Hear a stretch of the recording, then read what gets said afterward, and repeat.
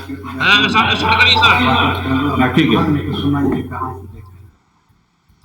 आपने ग्रेजुएशन कब किया है? सर मैंने ग्रेजुएशन 2007 में किया। ग्रेजुएशन का विषय क्या है? सर ग्रेजुएशन में मेरा विषय इतिहास था, दर्शन शास्त्र था और शिक्षा शास्त्र था। ऑनर्स पेपर, ऑनर्स क्या था? सर ऑनर्स पेपर नहीं था, मैं इलाहाबाद विश्वविद्यालय से किया हूँ, बीए किया हूँ मैं। अच्छा ठीक है। हिस्ट्री, शिक्षा शास्त्र और दर्शन शास्त्र। दर्शन शास्त्र। ऑप्शनल क्या है? दर्शन शास्त्र है। 2007 से क्या कर रहे हैं? सर मैंने शुरू में तैयारी किया था, लेकिन सर 2013 के बाद मैंने कोचिंग में साल भर काम किया था कंटेंट राइटर के रूप में। उसके बाद सर किसी कारणवश मैं दिल्ली रहता था, घर आना पड़ा घरेलू परिस्थिति के कारण। उसके बाद मैं अपने लोकल शहर से ही तैयारी कर रहा हूँ। बीच में 2 साल का लगभग गैप हो गया तैयारी में मेरा। यशवंत जी, जी सर। आपसे सलाह है, जो आप ये चीज इतना चीज लंबा लंबा बोल रहे हैं उसका कोई पर्पस नहीं। हेलो जी सर। वो निगेटिव है। बोलिए। जी सर। ठीक है। जी सर। 2007 से 2020 में कड़ी बनाइए। क्या बात है? बहुत लंबा गैप है, 13 साल गैप है। करिए आप, हम दे सलाह। क्या बात है? बोलिए। जी सर। आपको लंबी कहानी सुनाएंगे तो आप बहुत निगेटिव जाएगा, याद क्या बोले? जी सर। ठीक है। आप कहिएगा कि टीचर है प्राइवेट स्कूल में। जी सर। दरभंगा से बोल रहा हूँ। ठीक है, क्योंकि शिक्षा का विषय भी है। जी सर फोन नहीं उठाते हैं ना, सर। और टीचर की तैयारी कर लीजिएगा। हम अगर आप कब है इंटरव्यू आपका? हेलो सर मेरा 8 फरवरी को है। 8 फरवरी को है जी। तो कोई दिक्कत नहीं है, आपको टीचर की भी तैयारी करा दी जाएगी। क्या करेंगे आप? बिजी रहते हैं अभी। क्या करेंगे? चालू हो गया है ना। शिक्षक सर प्राइवेट स्कूल। जी प्राइवेट स्कूल में शिक्षक हूँ। हाँ 10 बजे के बाद बता देंगे। साथ में ग्रेजुएशन किया है ना? कल दिन में 11 बजे के बाद। तो 2008 से कहिएगा, क्या 9 से कह दीजिए। हाँ स्टूडेंट के बाद कुछ और नहीं किए जी। सर मैं तो JRF हूँ, लेकिन रिसर्च नहीं किया हूँ। हिस्ट्री से JRF हूँ मैं। JRF किस में है? जी हिस्ट्री से JRF हूँ मैं। लेकिन सर रिसर्च नहीं कर पाया क्योंकि मेरा रिसर्च पेपर छूट गया। मैं लगातार सर 2-3 बार इंटरव्यू दे रहा हूँ सर। 90 के राउंड रहेगा। इससे मैं बिहार का रहने वाला हूँ, तो सर उसी बीच में मुझे लगता था कि हो जाएगा, इसलिए मैं रिसर्च पे ध्यान नहीं दिया, PhD नहीं किया। देखते हो अखबार में JRF का मेंशन नहीं किए हैं? नहीं ये कुछ नहीं मेंशन किए, नहीं फॉर्म में नहीं। पिछला बार के बराबर है। चलिए आप सीधा बोलिएगा कि शिक्षक हैं प्राइवेट स्कूल में। ठीक है सर। साथ में नहीं बोलिएगा, मतलब बोल भी सकते हैं। मजबूरी हो गई, मजबूरी हो गई। मास्टर किए होंगे ना? तो मास्टर किए ना, कम में रहेगा। मास्टर किए हैं। मास्टर कब किए? सर 2013 में मैं IAS की तैयारी में ही कर लिया था मास्टर। 2013 में फाइनल हुआ मास्टर। उसका मेंशन किए हैं? नहीं, PG का भी मेंशन नहीं किया हूँ मैं। वेरी गुड, हम भी नहीं। टीचर बनने दीजिए। ठीक, आप जो है बहुत मचाता है। बोलिएगा कि 2007 में मैंने ग्रेजुएशन किया, तो कुछ सालों के बाद मैंने 2009 में साथ दो लेना है, टाइम नहीं है। 9 में कह दीजिए कि हम शिक्षक प्राइवेट स्कूल शिक्षक के रूप में काम कर रहे हैं। ठीक है, कुछ ऐसे तो मजबूरी हो गई, तो बस इतना ही सब बोलिएगा। 2009 से आप टीचर हैं और शिक्षा शास्त्र से जुड़े के ऊपर आप तैयार करें। ठीक है जी सर। ठीक है, याद रखिएगा, मार्क्स चेंज नहीं कीजिएगा। Thank you sir. ठीक है, ठीक है सर। इस चीज का अपने से कुछ लिख के मन में बैठा लीजिए, समझे? थोड़ा बहुत दिक्कत है कांटेक्ट करिएगा पर्सनली, क्योंकि इसको इसी रूप में बोलना पड़ेगा। जी सर। क्रॉस क्वेश्चन हो तो ऐसा नहीं कि फिर भूल जाएं या लटपटा जाएं, वो पूरा अपने मन में बैठाना है। टाइम बहुत है आपके पास, हो जाएगा। ठीक है, ठीक है टाइम तो आप सेट कर लीजिएगा। अगर 2-3 और इंटरव्यू देंगे उसमें आपको सेट हो जाएगा ये चीज। ठीक है, मैंने ठीक सर है अभी कहाँ ठीक है सर। तो आप कर लीजिएगा। कमेटी का चलिए। ही उसका नाम अब शुरू करते हैं। जो बनले कि नहीं जी सर। वो तोरे पता हो, कमेटी के पता है। उसका रिपोर्ट क्या आने वाला वो भी। फिलॉसफी जी प्रशासन में क्या योगदान दे सकता है? सर, फिलोसफी का प्रशासन में बहुत सारे योगदान है, क्योंकि फिलोसफी एक तार्किक विषय है और फिलोसफी तार्किक समीक्षा भी करता है, तो प्रशासन में समीक्षा की बहुत जरूरत होती है। दूसरा है कि फिलोसफी के साथ एक नीति शास्त्र जुड़ा हुआ है, जिसमें सत्यनिष्ठा, ईमानदारी जैसी प्रतिबद्धता होती है। तो प्रशासन के आवश्यक गुण के रूप में सत्यनिष्ठा, ईमानदारी, त्याग माना जाता है सर। भैया तो प्रशासन में फिलोसफी का बहुत सारे योगदान है सर। ये 100 से कुछ जीते फिलॉसफी और रिलीजन में क्या बेसिक अंतर देखते हैं आप? सर, धर्म एक आस्था का विषय है और ये मानव को गहराई से प्रभावित करता है, जबकि दर्शन एक तार्किक विषय है जो पूरे विषय को समाहित किए हुए है। गोली अच्छा, और योग दर्शन और सांख्य दर्शन दोनों का अर्थ है कि एलाइड फिलॉसफी, एलाइड बहुत कम फिलॉसफी। की भाव बहुत टफ है बनाना, तो क्या मतलब? बहुत टफ है। की भाषा है। सर, सांख्य और योग का बहुत सारे उठा लेना मुद्दों पे समानता है। हेलो, जैसे सर, विश्व की उत्पत्ति को लेके दोनों इंटरव्यू ले रहे हैं विश्व की उत्पत्ति मानते हैं। दोनों आत्मा की धारणा को पुरुष के रूप में स्वीकार करते हैं और दोनों लगभग तत्व के रूप में भी समान है, लेकिन योग एक ईश्वर को मान के 24वां तत्व मान लेता है और जो 25 तत्व सांख्य मानता है वो 25 तत्व को योग में भी माना जाता है, इसलिए दोनों को एलाइड दर्शन माना जाता है सर। जो न्याय और जस्टिस को भी एलाइड बोलिए दर्शन माना जाता है। कलर करो क्या कारण? सर, दारू रोटी से सर ये कहा जाता है कि सर न्याय उसका ज्ञान मीमांसा से संबंधित है और वैशेषिक तत्व मीमांसा से, और दोनों को हाँ पूर्ण रूप से देखा जाता है, एक क्योंकि नशा बनी है कि न्याय का ज्ञान मीमांसा को वैशेषिक ने अपना लिया था, वही वैशेषिक तत्व मीमांसा को न्याय ने अपना लिया था, इसीलिए दोनों को एलाइड माना जाता है। अच्छा, पश्चिम का परमाणुवाद और वैशेषिक का परमाणुवाद में क्या समानता और क्या अंतर देखते हैं? 1500 पश्चिम के परमाणुवाद में समानता ये है कि दोनों सूक्ष्म वर्ग के रूप में 500 ये परमाणु को मानते हैं जो अविभाज्य है, और दोनों निर्वय और सरल मानते हैं, ये समानता है। लेकिन सर अंतर ये है कि जो पश्चिम के परमाणुवाद जहाँ यांत्रिक है और भौतिकवादी है, वहीं वैशेषिक की परमाणुवाद प्रयोजन मूलक है और ईश्वरीय माना जाता है, नित्य माना जाता है। आजकल योग दर्शन का काफी प्रचलन है।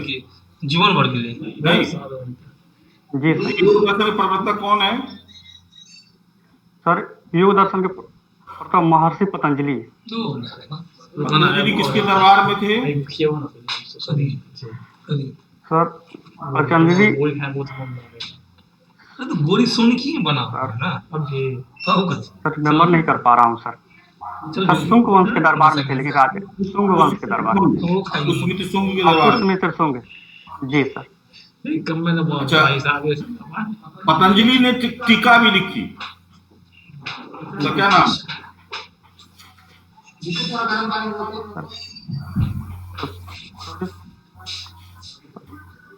सर सॉरी सर, याद नहीं कर पा रहे हैं सर। महाभाष्य, महाभाष्य।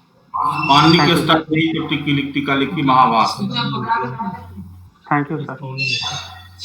अच्छा, पतंजलि का जो अष्टांग योग है उसको क्रमबद्ध रूप से बताइए तो। सर पतंजलि का यम, नियम, आसन, प्राणायाम, प्रत्याहार, ध्यान, धारण और समाधि। ठीक है। अच्छा, आप पांच क्लेश क्या है कि ये बताइए तो।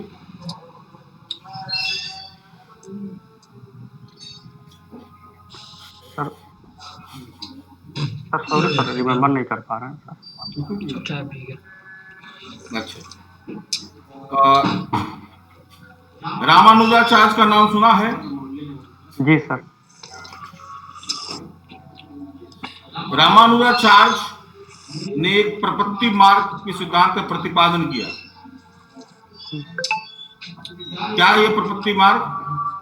सर, रामानुजाचार्य ने एक सत प्रपत्ति की धारणा दी, जो शंकर के सिद्धांत में जो मायावाद है उसका खंडन उन्होंने किया है इसके माध्यम से। उन्होंने 7 तर्क दिए जो जिसके माध्यम से उन्होंने माया का खंडन किया। बताया कि माया मतलब वेद उपनिषद का नहीं बल्कि ये शंकराचार्य का खुद का एक कल्पना है। अच्छा, शिक्षा शास्त्र आपके ग्रेजुएशन का विषय था और आप शिक्षक भी।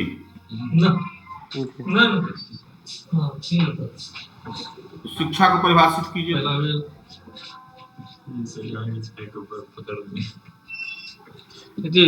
शिक्षा व्यक्तित्व के सार्वभौमिक विकास के रूप में लिया जाता है, जो मानव को के सार्वभौमिक विकास करे। शिक्षा और ज्ञान में क्या अंतर है? शिक्षा और ज्ञान, सर ज्ञान मेनली व्यवहारिक होता है और शिक्षा सैद्धांतिक रूप से एक ज्ञान है। शिक्षा भी एक ज्ञान है लेकिन इसका एक सैद्धांतिक पक्ष होता है, जबकि ज्ञान व्यवहारिक होता है। गांधी जी की वर्धा शिक्षा नीति के बारे में क्या जानते हैं? महात्मा गांधी जी ने वर्धा शिक्षा नीति दिया। उन्होंने कहा था कि व्यक्ति के ज्ञान को शिक्षा से जोड़ा जाए, जो उनकी जो मतलब व्यक्तित्व का विकास है। जैसे कोई व्यक्ति है तो उनको सिर्फ पढ़ाई ही नहीं बल्कि उनके जो कौशल है उसको शिक्षा के माध्यम से आगे लाया जाए, जिससे वो अपने जीवन निर्वाह कर सके। बेसिक शिक्षा के जो एलिमेंट्स उसके बारे में बताइए। Sorry sir. नई शिक्षा नीति में क्या बेसिक शिक्षा के कुछ मॉडल को लिया गया है? जी सर, बेसिक शिक्षा का मॉडल लिया गया है। मेनली जो बच्चे हैं उनको मतलब पढ़ने का एक निर्धारित वर्ष बताया गया है, किस समय पे उनकी कौन सी पढ़ाई होगी। जैसे 5, 3, 3, 4 का एक संकल्पना दी गई है।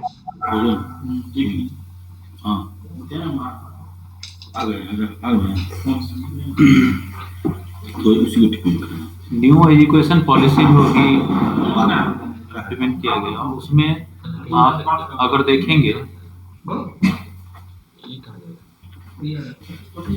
जो नयापन ऐड किया गया उसको कम से कम 5 नया चीज जो ऐड किया गया वो बताइए।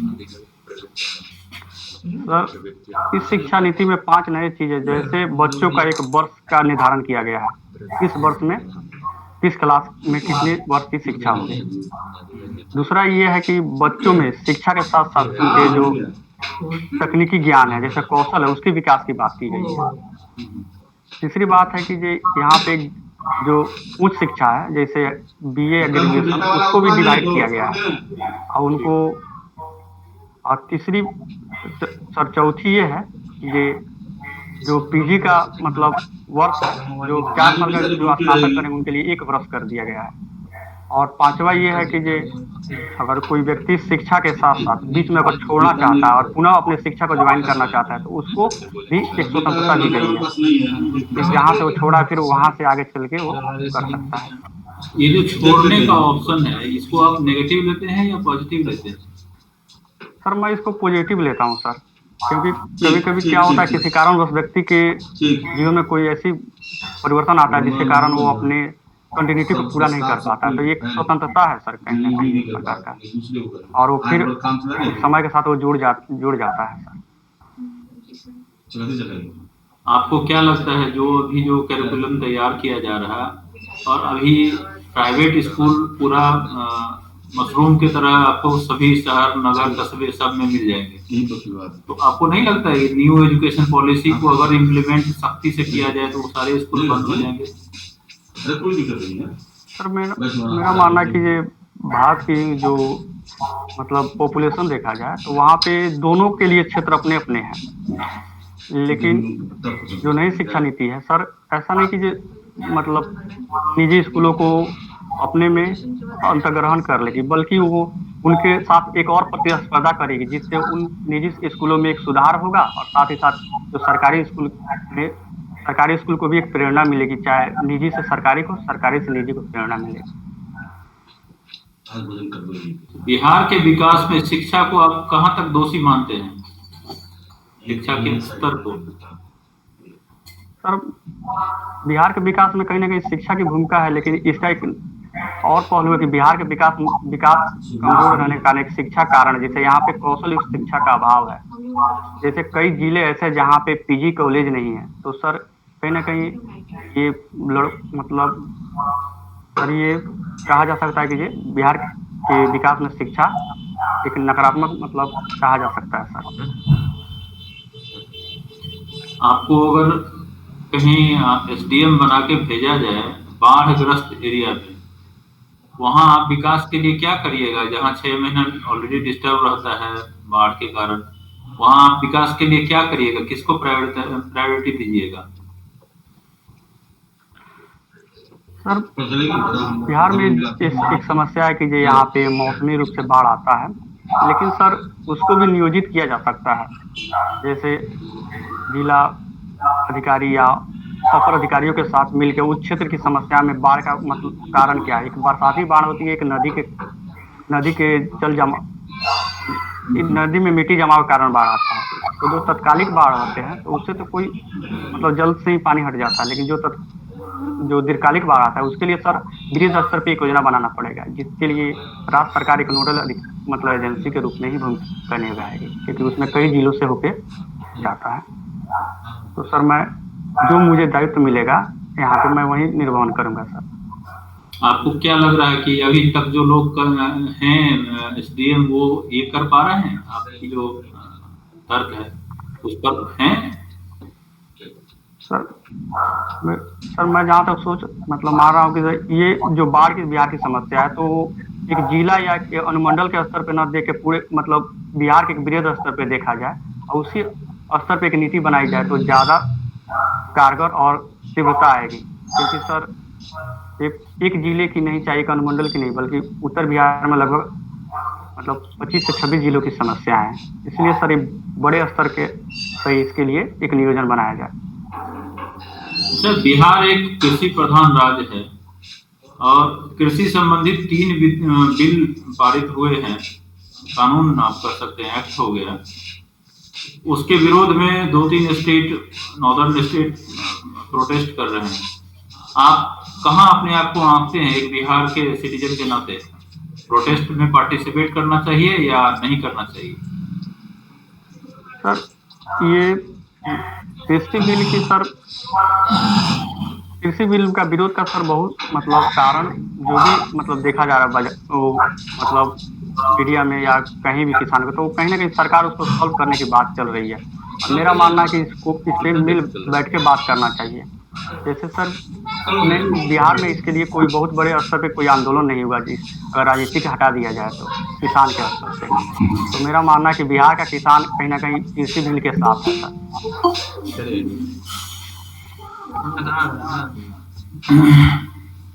तो आपको मतलब बिहार का किसान कृषि बिल के साथ यानी सरकार के साथ रहना चाहिए, ऐसा मानना है?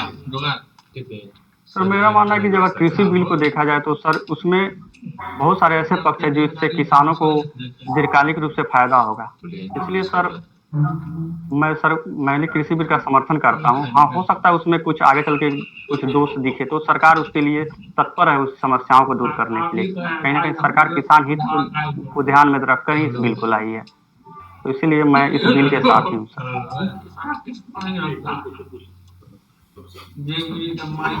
ठीक।